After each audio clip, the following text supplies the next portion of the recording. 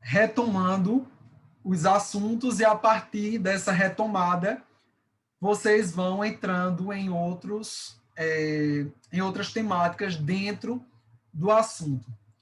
E aí, nossa primeira discussão, que foi bastante polêmica, foi justamente sobre essa temática aí, ficar versus namorar.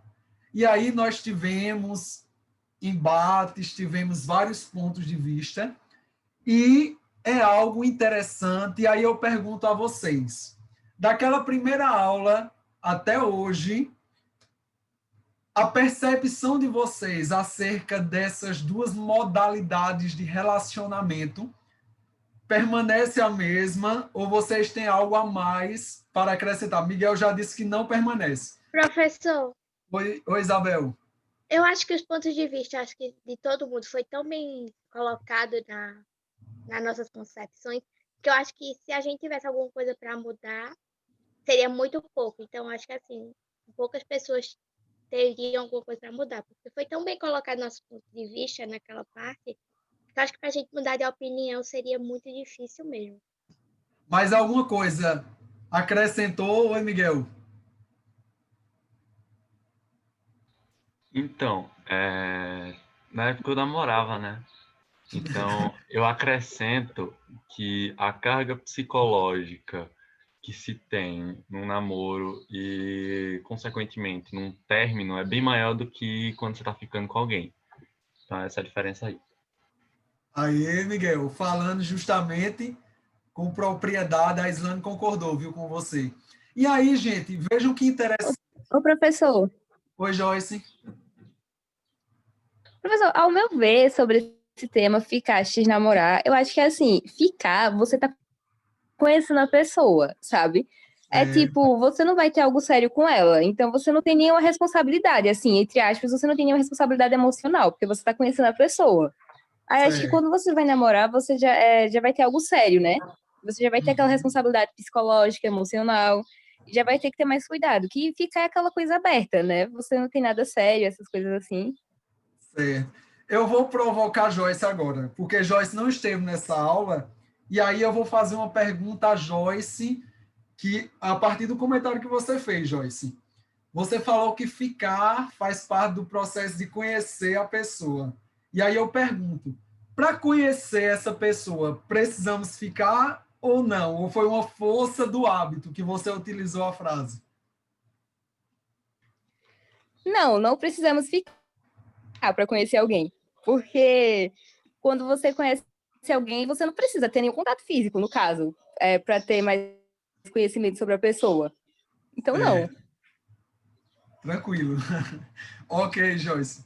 Então, vejam, nós percebemos aí que vejam só, observem a forma que vocês falam hoje sobre essa temática. Como foi a primeira vez que vocês falaram lá no iniciozinho da nossa unidade 4? Como a maturidade já é outra. Então, isso que é que nós percebemos. O debate, gente, a discussão, o embate das ideias não enfraquece um lado ou outro. Pelo contrário, agrega valores, agrega informações e, no fim das contas, o que é que acaba? Todo mundo ganha. Porque aquilo que eu não sabia, eu passo a saber. O que eu não concordava, eu posso continuar não concordando, mas saber que existem pessoas que pensam de um modo diferente. Oi, Isabel. Professor, por isso é tão bom debater, porque você começa a perceber outras formas de opiniões também de outras pessoas, querendo ou não. Porque tinha opiniões que eu não concordava, mas a partir dos argumentos que foram apresentados, eu comecei a perceber que também eu poderia concordar com aquilo ali. Uhum. Porque acho que a maturidade, acho que você aprende a ter maturidade quando você começa a ouvir mais as outras pessoas e começar a ouvir Perfeito. o ponto de vista e respeitar. Ufa, que alívio na alma. Era justamente isso que eu pretendia fazer com que nós encerrássemos desse modo. Vocês compreendendo que o outro, ele não precisa pensar do jeito que a gente pensa. É preciso que, de fato, nós compreendamos o jeito que o outro é e que, volto a dizer o que eu já disse, o que faz com que a imagem de um quebra-cabeça seja montada não são as partes iguais, são os encaixes diferentes, são as partes diferentes. Então, é nesse caminhar que a gente vai indo. Camila botou, deixa eu só olhar aqui uma mensagem de Camila. Professor, não me ensina como Ok, Camila, sem problema nenhum. Fique à vontade, viu, querida? Nós só vamos aqui pincelar para a prova de ética. Então, nós vamos pontuando, mas não tem problema nenhum. Se tiver à vontade para comentar alguma coisa, pode ficar à vontade. Outra questão, gente, é aqui a cultura somática. Lembra que nós falamos sobre esse elemento? Temos lá uma questãozinha sobre isso, viu? Então, na verdade, de cada conteúdo que nós vimos nessa quarta unidade, nós temos nós temos questões sobre essas temáticas. Como é algo muito simples, eu tentei dificultar a pergunta, mas não deu, porque é simples. Vocês vão ver, no momento da... O senhor não fez isso com a gente, não. Mas tá bem simples. Não, assim, eu nem sei qual é a pergunta, mas eu já tô totalmente, assim, zerado, porque eu adoro o Johnny Bravo. Aí ele coloca o GIF do Johnny Bravo, aí eu tô... Olha aí, tá vendo, Miguel? Então, vejam só. Sobre a cultura somática, o que foi que ficou, gente? Fixado na concepção de vocês. Professor, o que ficou, no meu ponto de vista, é que as pessoas hoje em dia estão mais preocupadas com o valor dos objetos, não com o ser humano em si. Que os objetos passaram a ser seres humanos e seres humanos passaram a ser objetos. Que a gente está dando mais valor, vamos dizer, a querer emagrecer para poder ter um padrão da sociedade impõe, para a gente poder colocar que a gente colocou na sociedade que as pessoas têm que ser magras, que as pessoas têm que não pode ser gorda para a pessoa poder usar um biquíni, a pessoa tem que ser magrinha, que a pessoa começa a querer ter aquilo ali para não sentir dor. As pessoas querem fazer um procedimento estético, elas querem fazer aquilo ali da forma mais rápida possível. Tem gente que quer emagrecer faltando 15 dias para ir para a praia, então a gente percebe muito isso, que as pessoas querem ter um padrão que a sociedade impôs aquilo ali. As pessoas começaram a ser tratadas como objetos e os objetos começaram a ser tratados como seres humanos. Muito bem, Isabel. Bom comentário. Oi, Miguel. Então, resumindo, a cultura somática é uma hipervalorização do corpo sexualizado e, digamos, que algo próximo do mundo da Barbie. Todo mundo é magrinho, fortinho, não sei o que, perfeitinho. É a hipervalorização disso. Uhum. Ô, Oi. professor, Oi, Joyce. mas essa cultura basicamente começou por causa da mídia, porque se o senhor ver dos tempos de antigamente e até os tempos atuais, o padrão vem se modificando muito, tanto que antigamente pessoas que tinham um corpo a mais, que eram mais gordinhas assim, eram consideradas bonitas, no caso, antigamente. Depois esse padrão veio mudando para os tempos atuais e chegou em um nível quase inalcançável, porque um exemplo são modelos que a gente vê, elas na passarela, aquela coisa bonita, mas aquilo ali, por trás, elas passam fome, elas não comem direito, muitas têm anemia, essas coisas. Então, é meio como se a sociedade estivesse tentando impor um padrão fictício que não existe para as pessoas.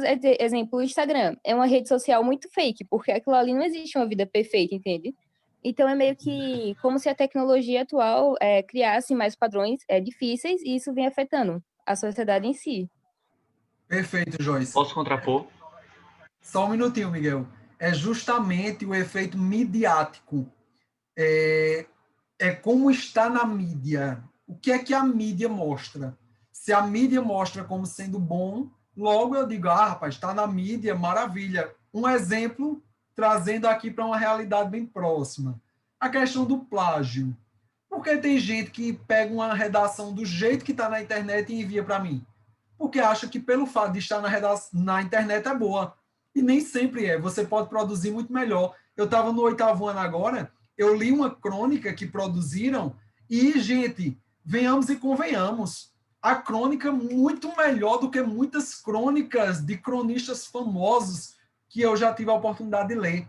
Então, é aquela coisa. Qual é a concepção que eu tenho acerca de um determinado padrão que está sendo mostrado? E concordo com vocês quando você comenta sobre o Instagram nesse modelo montado de uma realidade nada real.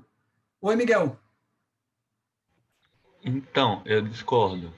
Desde a Grécia Antiga se há um padrão de beleza. No caso, era diferente antigamente. Na Grécia Antiga, mais especificamente, o padrão de beleza eram mulheres mais rechonchudas, mais gordas, porque aí tinha-se a ideia de que elas faziam filhos mais bonitos e podiam nutri-los melhor. Então, o padrão de beleza sempre existiu. Não é algo que a mídia criou, não, mas ele sempre existiu. Eu entendo o ponto de Miguel, eu entendo de Joyce. É porque, se nós observarmos hoje, Ô, professor, eu posso. já está criando debate. Não, peraí. Pode, Joyce. Só um minutinho. Não, então, eu concordo com o Miguel. O padrão de beleza sempre existiu.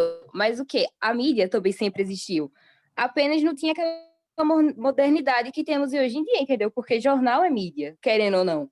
Entendeu? Então, tipo, antigamente o que as pessoas liam naquele tempo era mídia para elas, tá entendendo? Que o jornal colocava ali, 99% da população lia aquilo ali, concordava, porque tinha um fato ali que eles aprovavam e tal. Então, junto com isso, o padrão e mídia sempre andaram lado a lado, só não de forma tão moderna como atualmente. Uhum. Era justamente esse comentário que eu ia fazer, que é a força que a mídia ela estabelece na sociedade hoje. Na verdade, hoje existe muito essa questão da padronização e a mídia fortalece essa questão da força que existe no estereótipo, naquilo que está por fora. E aí, quando nós partimos para essa questão da cultura somática, nós estamos colocando, como Isabel pontuou e trouxe a definição Miguel também, essa questão da sexualidade a partir do corpo. É essa preocupação com o corpo para ativar a vida sexual, para estar em evidência a partir daquilo que está por fora, pelo corpo. E aí é quando nós entramos, que até o texto que nós lemos lá no livro de Ética trouxe muito preciso no que diz respeito a essa objetivação do ser humano, transformar essa pessoa em objeto de uso. Eu quero fulano porque tem um corpinho bonitinho. Fulano é muito inteligente, mas não tem um corpinho do jeito que eu gosto. Então é o que está fora. E o que está fora é aquilo que se destrói.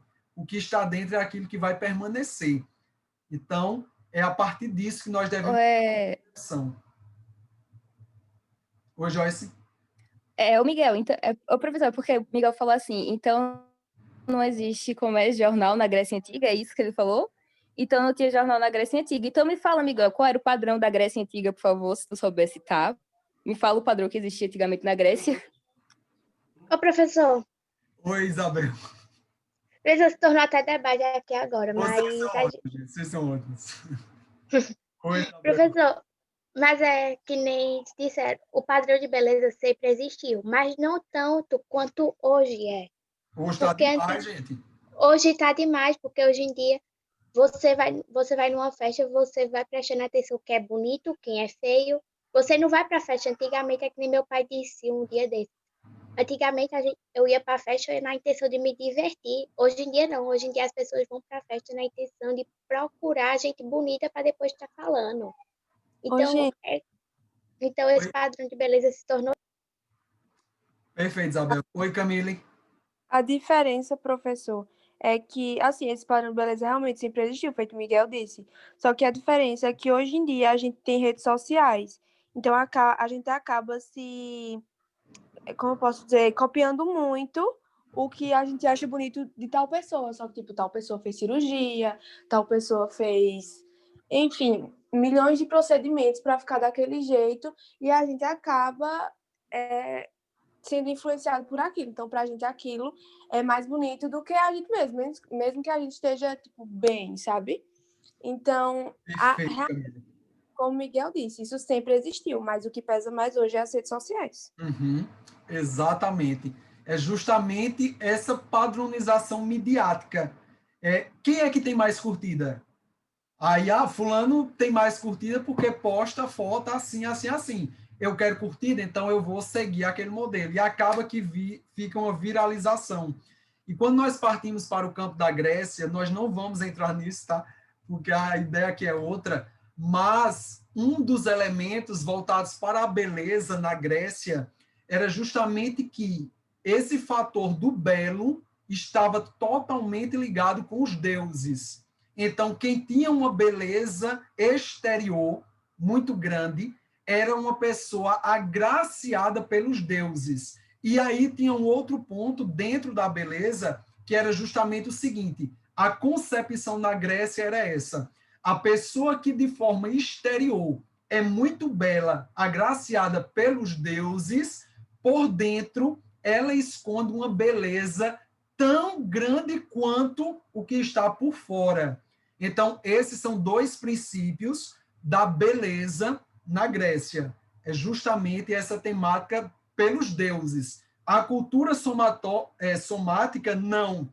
Sou eu que vou moldar esse corpo que eu tenho. Aí vem cirurgia plástica, vem academia, vem as crises de fome e por aí vai, que aí acaba prejudicando na própria saúde. Então vamos avançar. Estou gostando, estou gostando.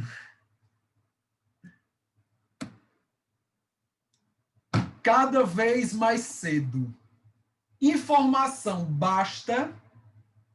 Professor, essa informação basta, do meu ponto de vista, não basta. Por quê? Porque eu e minha prima, a gente foi criada juntas, a gente sempre teve a mesma concepção. Ela é um ano mais velha, por incrível que pareça. A gente sempre teve a mesma concepção, a gente sempre foi muito bem, eu digo, influenciada sobre tais pontos. E por incrível que pareça, ela ficou grávida, pois a gente tinha consciência daquilo ali, a gente tinha informação suficiente sobre aquilo, só que ela tá uma criança hoje, e a gente teve a mesma linha de pensamento, a gente teve a mesma conscientização, a gente soube de tudo, só que eu acho que informação não baixa. Quando você vai fazer daquilo ali, e você, por mais que você tenha conscientização, seu pai e sua mãe lhe ensinou, mas você vai fazer aquilo ali por pura vontade. No meu ponto de vista, informação não basta. Porque se bastasse, não tinha tanto adolescente grávido, por mais consciência que tivesse. Tem questão lá sobre isso, viu? Oi, Miguel. Então, a informação sozinha não basta, também precisa ter conversa. Só que a questão é que a gente não tem nem informação. Eu trago o exemplo de uma amiga minha, não é mais minha Já amiga, tá aí a mas próxima pergunta, já pode entrar. uma conhecida, que ela, ano passado, aconteceu um episódio, assim, eu não vou explicar, mas já dá para entender, que, assim, até saíram uns vídeos disso. Deu para entender. Deu. Pronto. E depois de de uns meses, assim, a gente descobriu que ela fez um aborto. Então, e ela tinha a minha idade. A gente veio da mesma escola, tudo direitinho. Então, assim, é tanta informação quanto diálogo, na minha opinião. Qual o lugar ideal para se falar sobre educação Posso falar? sexual? Fala, professor. Pode, Isabel. Professor, esse assunto, por incrível que pareça, ele não é confortável de se falar. Não é, eu digo assim, é um assunto tão desconfortável que tem muitas famílias que não gostam de falar. Só que é necessário ser conversado sobre isso, é necessário ser informado sobre aquilo ali. Porque você acaba, como é que eu posso dizer? Se você não é informado dentro de casa sobre os riscos que você corre, como é que você vai saber? Então, eu acho que é assim, o lugar correto de se falar é dentro de casa, principalmente, e às vezes tem um debate na escola, como a gente tem no nosso livro de ética. Mas nem toda escola traz isso, mas o lugar ideal mesmo é dentro da casa, dentro da família. Mas é um assunto, sim, desconfortável de se falar. No meu ponto de vista, é. Uhum. Olha aí, tá vendo a definição aqui que Professor, tu colocou? Justamente uma questão voltada para os deuses, para o culto desse corpo, por ser algo divino. Então, uma dádiva divina. Acho que Joyce tinha pedido para falar, não foi, Joyce?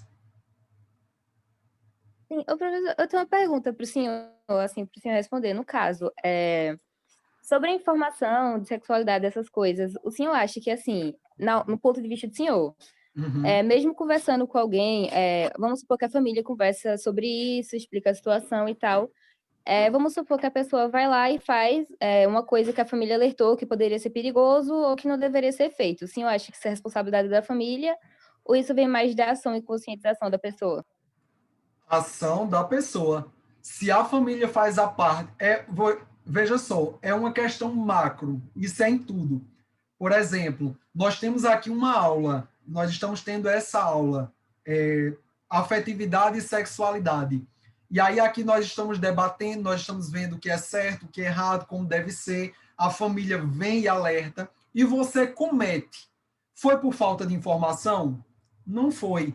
Foi justamente pelo fato de que você quis tomar aquela atitude. Então, quem vai pagar essas consequências deveria ser você. Mas existem alguns casos em que acaba recaindo para a família.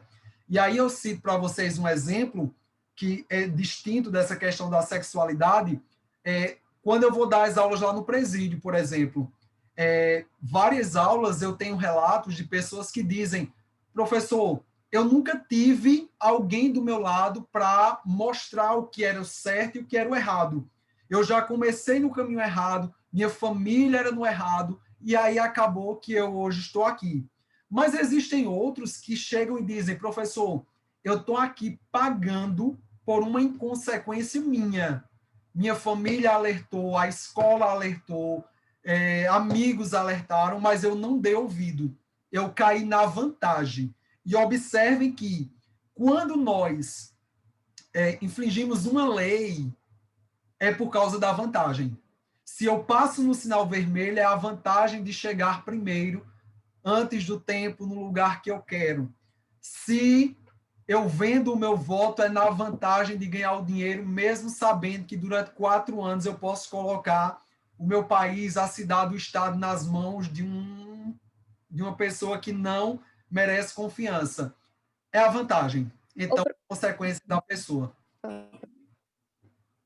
Uma última pergunta, assim, o senhor acha que a privação de alguma coisa faz a pessoa querer ir mais a fundo fazer aquilo ou não? É questão de Entendi consciência. agora. Porque, assim, tem pessoas que acreditam que a privação faz a pessoa querer fazer mais aquilo, entendeu? Assim, mas, assim, qual o ponto de vista? Eu não tenho opinião formada sobre isso, no caso.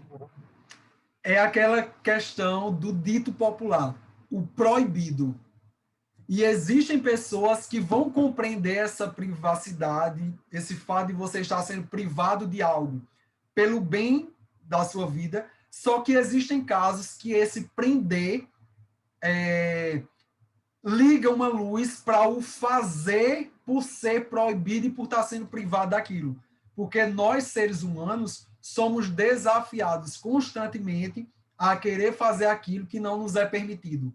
Então, muitas vezes, quando existe essa privacidade com muita força, isso acaba ocasionando um grande problema.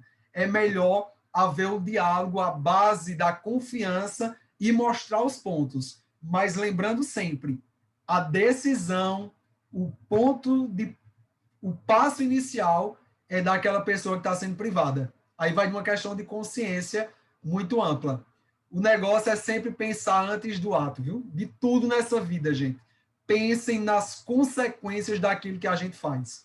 É a melhor maneira de nós não nos arrependermos lá na vida. E outra, nada melhor do que aprender com o erro das outras pessoas, né?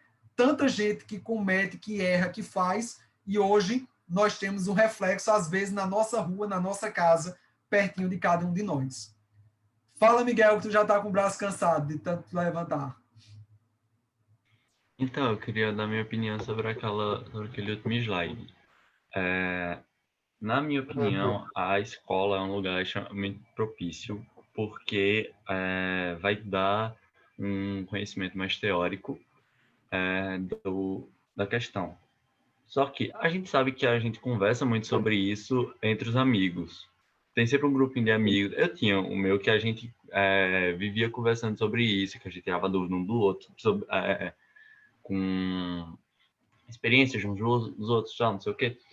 E aí, a gente sabe que entre os amigos a gente sempre conversa sobre isso. Mas a escola, ao meu ver, é algo assim, digamos que mais teórico, E quando a gente vai falar com a nossa família, por mais que seja algo um tanto quanto incômodo, mas é algo que vai ter mais exemplificações, mais, digamos que algo mais prático. A pessoa vai, vai ter uma explicação customizada para você. Entendeu o que eu quis dizer? Simplesmente? Entendi perfeitamente, Miguel. Ô, Isabel, entendi e concordo. Professor, eu acho que isso foi concordar com o senhor, porque não é é a questão de ser muito privado as coisas. Às vezes as coisas são tão privadas pra gente, porque é por um bem da gente. Só que, tipo, às vezes é tão privada de só dizer, não, você não pode, você não vai fazer, pronto, acabou. Não chega para explicar o motivo, não chega para dizer o porquê.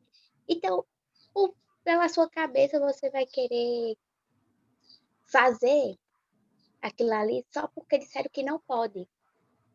Não é por rebeldia, às vezes. Não é nem por rebeldia, porque é chamar de rebelde uma pessoa que faz aquilo ali.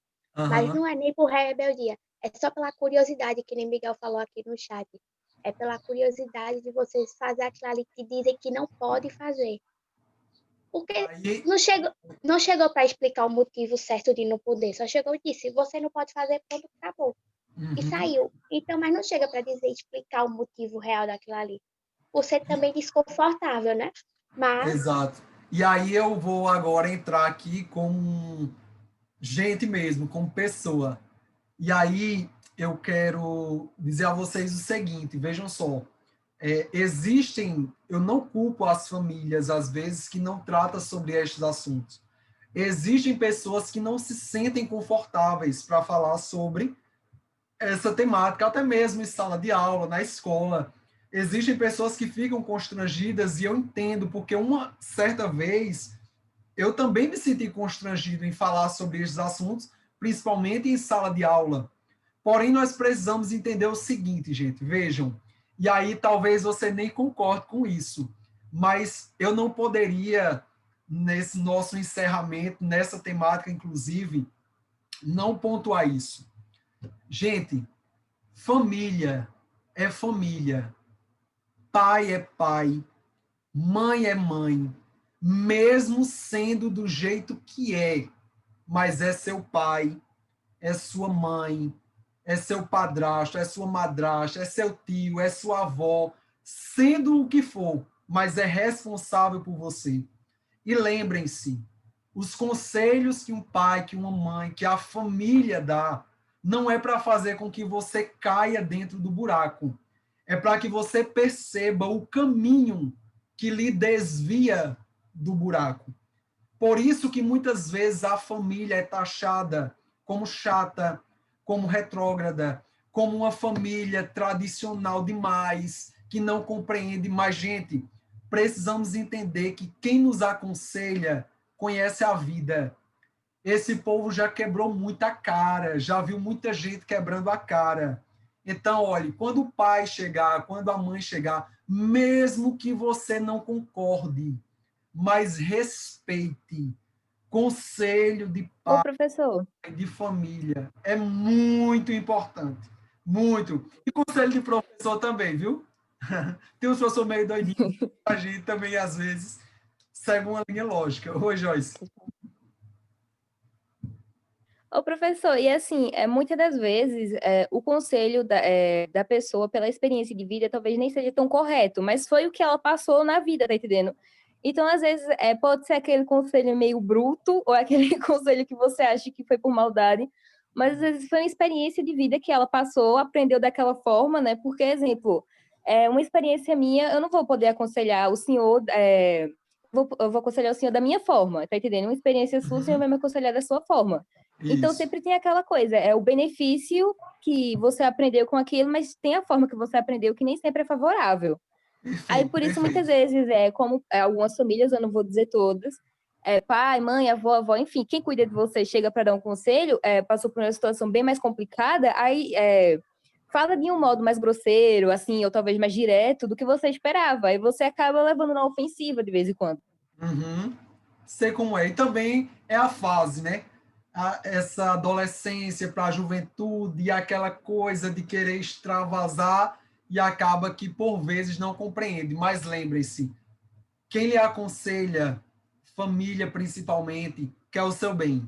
Pode ter certeza, quer o seu bem. Existem alguns Professor, que, por vezes, tentam fazer com que você se prejudique, mas aí a gente tem um discernimento e saber quem quer o nosso bem e quem não quer. E cuidado, viu? Nos conselhos de amigos. Cuidado nos conselhos de amigos. Nem todo amigo que diz, vamos ali tomar daquela água, que a água é potável, às vezes não é potável, não. Parece ser, mas não é. professor, amigos, que amigos de verdade a gente conta nos dedos. Uhum. Nem todo amigo é aquele que aqueles amigos que você jura que você vai estar do seu lado, vai ser aquele que na primeira pancada que você der, eles vão lhe julgar, vão falar mal de você. Então, assim, eu acho que é assim, é desconfortável vários assuntos de você falar entre família, mas eles vão lhe dar o conselho certo para você seguir. Por mais que você não concorde e seja bruto, que nem Joyce falou. Mas é aquele tipo de conselho que você leva para sua vida, querendo ou não. Perfeito, Porque Isabel. no meu ponto de vista é isso. Ótimo. Vai lá, Miguel, nós estamos caminhando para o fim, viu? Não vai dar nem para entrar aí na temática. Eu só queria falar que eu achei uma palhaçada, porque eu passei 40 minutos com essa tiara para gerar o debate de eu estar usando uma peça feminina, mas mesmo assim me identificar como um homem, e eu passei vergonha por nada. Não, coloque novamente que agora, com a tiara, eu quero que você entre nessa temática. Eu vou lhe dar 2 minutos, Miguel. Olha, 2 minutos, viu? Para você abordar essa temática da sexualidade e esse fato de você ser homem e estar usando um adereço feminino. E aí você traz o seu ponto de vista. Nós vamos finalizar, não estava na temática, né? Mas por pedido, nós vamos atender esse pedido de Miguel. Você aí tem 2 minutos para falar acerca dessa temática e aí eu fecho a nossa última aula, gente. Professor, aproveita para tirar print. Vai, Miguel, vou tirar o print também, Arthur. Vai lá, Miguel. Então, eu juro que eu tinha alguma coisa para falar, mas uma pessoa tem o sexo que ela nasceu, então ela é homem, mulher, hermafrodita, tem essa condição de hermafroditise, tem o gênero que ela se identifica, que isso ela pode se considerar uma mulher, um homem... Identidade de gênero. A identidade de gênero, pode ser um gênero fluido, que transita entre um e outro, ou um não binário, que não é nenhum dos dois. Uhum. E tem a orientação sexual, que é outra coisa completamente diferente. Então, quando a gente fala da sigla LGBT, a gente está falando tudo que não é cis nem hétero, que são duas coisas distintas. Então, a pessoa pode ser trans, mas ainda assim ser hétero. E não é porque eu uso um adereço, digamos, feminino, que não é, mas que todo mundo julga ser feminino. Se eu uso uma saia ou alguma coisa assim, que eu sou menos homem por causa disso. Não é porque uma pessoa é homossexual que ela é menos homem por causa disso. Isso não altera em nada. E é isso. Maravilha, Miguel. Olha aí. Olhem, gente, Professor, discussão sobre sexo. Só um minutinho, Joyce. A discussão sobre sexualidade ela deve acontecer assim, com consciência, com definições e sem preconceito. Eu sou hétero, tenho amigos homo e não é por esse motivo que eu vou me afastar deles ou vou criticá-los. Não, de maneira alguma. Eu tenho as minhas ideologias, eu tenho as minhas concepções, a pessoa tem a dela, e o importante, sabe o que é? É vivermos em sociedade de modo saudável, em que cada um ocupe o lugar que quer ocupar e seja respeitado onde está. Joyce, para finalizarmos. Pronto, professor, eu ia comentar aqui, tipo assim, uma coisa que eu acho, assim, atualmente eu acho muito errada é roupa ter gênero, tá entendendo? Tipo, você definir o gênero de alguém por causa de uma roupa. É uma coisa que eu acho muito errada, porque tem pessoas que se sentem mais confortáveis vestindo uma roupa que denomina masculina, e tem pessoas que se sentem mais confortáveis vestindo roupas femininas, mas isso não altera o gênero, a sexualidade dela, tá entendendo? Eu acho que Tô é questão de entendendo. conforto, aquilo ali, uma roupa que você veste, a forma que você anda, essas coisas assim, acho que é questão de conforto. Independente do saia, short, bermuda, enfim, vários adereços assim, eu acho que é uma coisa que mais você. Miguel, Aí no enfim, eu acho que comentário é de mais uma Miguel, né? coisa que você se encaixa naquilo ali. Aham. É uma coisa mais que você se encaixa e não precisa ter julgamento em cima de você, tá entendendo? Em relação àquilo ali. Porque hoje em dia, Exatamente. assim, tem muita gente que tem a masculinidade frágil, às vezes até mulheres têm. Como é que se fala? Enfim, tem aquele lado mais frágil em relação às coisas e acaba julgando de forma precipitada. Por causa de uma veste, de um adereço, de maquiagem, batom, mas, ao meu ver, não precisa ter gênero, assim, sabe? Porque o conforto é de cada um. Exatamente, exatamente. Se Miguel acha bonita essas orelhinhas rosa, não tem problema de Miguel usar. Qual é o problema? Gente, Não é nem por ser bonita, porque eu tenho muito cabelo, é pra passar máscara. olha aí, deixa mais confortável, o cabelo não fica tapando a visão, algo do tipo. Gente, vê só. Chegamos ao fim, nós temos aqui mais 2 minutos para terminar a reunião. E aí eu venho agora nesse momento com um sentimento de muita gratidão a vocês pelo acolhimento que vocês tiveram. Eu cheguei aqui no meio do ano, lá em setembro nós começamos ainda sem esse entrosamento, e hoje nós estamos concluindo de uma maneira tão agradável, tão propícia, trazendo o tema mais polêmico que nós tivemos nessas 2 unidades, trazendo aí uma revisão de redação também. E o meu sentimento a vocês é de muita gratidão. Estou feliz também por ter Joyce nessa aula. Joyce participou bastante. Se Joyce estivesse nas outras aulas, com certeza teria comentado muito mais, porque nós tratamos de inúmeros assuntos. Mas, assim, de modo geral, eu sempre disse a vocês, e por onde eu passo, o 9º ano do Colégio Connect é diferente. Vocês são incríveis, vocês são muito inteligentes, as produções de vocês são diferentes, a interação nas aulas são diferentes, e eu tenho certeza de uma coisa: em qualquer lugar que vocês chegarem, em qualquer lugar, vocês não fazem vergonha em estabelecer um comentário. Muito pelo contrário, vocês conseguem, através do discurso, através da escrita, através da postura, chegar num nível muito superior ao nível que vocês estão. Eu sinto-me honrado em ter tido vocês como meu primeiro 9º ano na minha história educacional, e vocês sabem que o que nós temos a primeira vez marca demais a nossa vida. Então, eu vou chegar lá nos meus 50 anos, se eu estiver em sala de aula, e eu vou lembrar de vocês, dos momentos que nós passamos. Então, Miguel, muito obrigado pelas interações, Isabel, Júlia, Aislane, Bianca, Camille, Beatriz, Joyce, Raica, Samuel, que sempre chegou aqui, diz o homem que tem tudo. Samuel, um abração. Professor, Sidney, Gustavo, Arthur, Camila, Laís, Luiz Eduardo, Mirelle, Agnes, os demais da turma que sempre estiveram conosco. Eu digo a vocês, gente, Eu tô chorando mais do que vocês. Eu tô chorando mais do que quando o Thomas J morreu em Meu Primeiro Amor.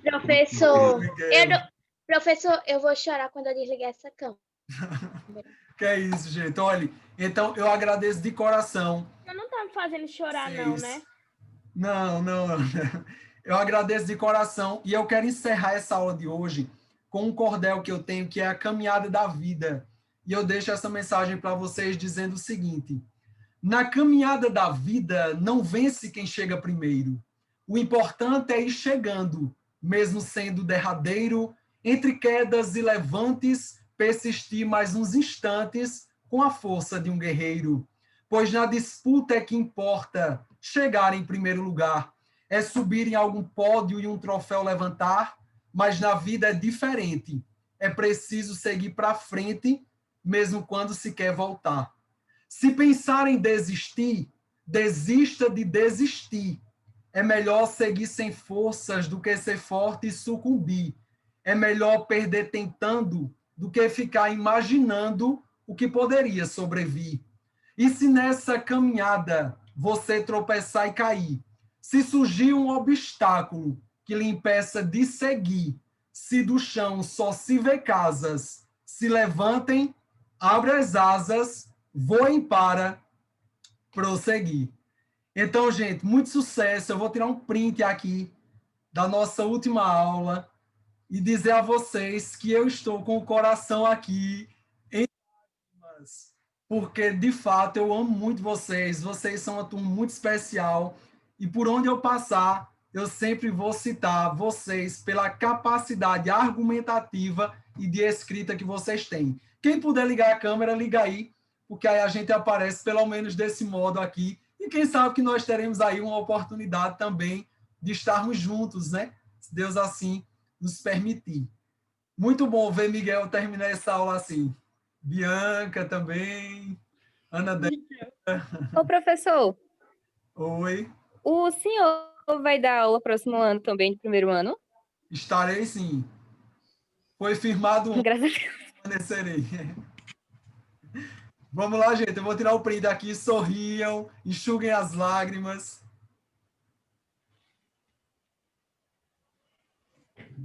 Pronto, gente, tirado. Um abraço no coração de vocês. O que precisarem, contem comigo. Muito obrigado aqui pelas mensagens no chat.